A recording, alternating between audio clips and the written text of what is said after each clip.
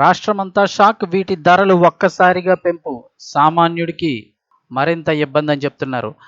నిత్యావసర వస్తువులు అయితే గనుక ఎప్పటికప్పుడు ఉన్నాయి. ఇందులో భాగంగా సామాన్యుడికి మరో షాక్ అయితే తగలబోతుంది. వివరాలు వీడియోలో తెలుసుకుందాం. వీడియో పూర్తిగా చూడండి. అలాగే తప్పకుండా లైక్ చేయండి.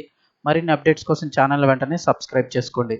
సామాన్య ప్రజలకు బిగ్ షాక్. నిత్యావసర ధరలు నిత్యం పెరుగుతూ పేదవాడిని అడ్డు విరుస్తున్నాయి. తాజాగా ఇప్పుడు పాల ధరలు మళ్ళీ భారీగా పెరగనున్నాయి. పెరిగిన ధరలు ఏప్రిల్ 1 నుంచి అమల్లోకి రానున్నాయి. తాజాగా నందిని పాల ధరలను పెంచుతూ కర్ణాటక రాష్ట్ర ప్రభుత్వం అయితే నిర్ణయం తీసుకుంది. సరే, కర్ణాటక రాష్ట్ర ప్రభుత్వం పాల ప్యాకెట్లు పెంచితే మనకు వచ్చిన ఇబ్బంది ఏంటని చాలామంది అనుకుంటారు. కాకపోతే మన రాష్ట్రానికి సంబంధించి కూడా అప్డేట్ ఉంది. వివరాలు తెలుసుకుందాము. ప్రతి లీటర్పై ఏకంగా ఒకేసారి ₹4 పెరగనున్నట్లు సమాచారం. ఏకంగా లీటర్కు ₹4 చొప్పున పెంచేందుకు మంత్రిమండలి నిర్ణయం తీసుకున్నట్లుగా రాష్ట్ర పశుసంవర్ధక శాఖ మంత్రి కె వెంకటేష్ వెల్లడించారు. రాష్ట్రంలోని పాడి పరిశ్రమను ప్రోత్సహించడంతో పాటు పాల ఉత్పత్తి, ప్రాసెసింగ్ వ్యయం పరిగణలోకి తీసుకుని రాష్ట్రంలో పాల ధరలను పెంచుకొచ్చినట్లు చెప్పారు. లీటర్కు ₹4 చొప్పున పెంచామని తెలిపారు. పెరిగిన పాల ధరలు ఏప్రిల్ 1 నుంచి అమల్లోకి వస్తాయని వివరించారు.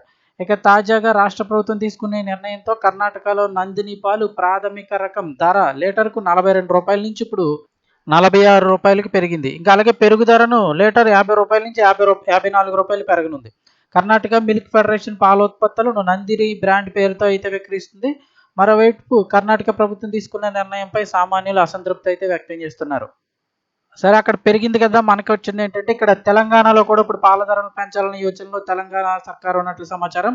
ఇప్పటికే రైతన్నలకు అన్ని రకాలుగా ప్రోత్సాహకాలు అందిస్తున్న రేవంత్ సర్కార్ త్వరలో పాల ధరలను పెంచి పాడి రైతులకు మేలు చేయాలని యోచనలో ఉన్నట్లు చెప్తున్నారు. విజయ డైరీ పాలను లీటర్కు ₹3 వరకు పెంచాలని ప్రతిపాదనలు సిద్ధం చేస్తున్నట్లు సమాచారం. అయితే దీనిపై అధికారికంగా ప్రభుత్వం నుంచి ఉత్తర్వులు మాత్రం ఇంకా రాలేదంటున్నారు. ఒకవేళ వచ్చినట్లయితే ఇది పెరిగితే మిగిలిన పాల రేట్లు కూడా పెరిగే అవకాశం ఉంది.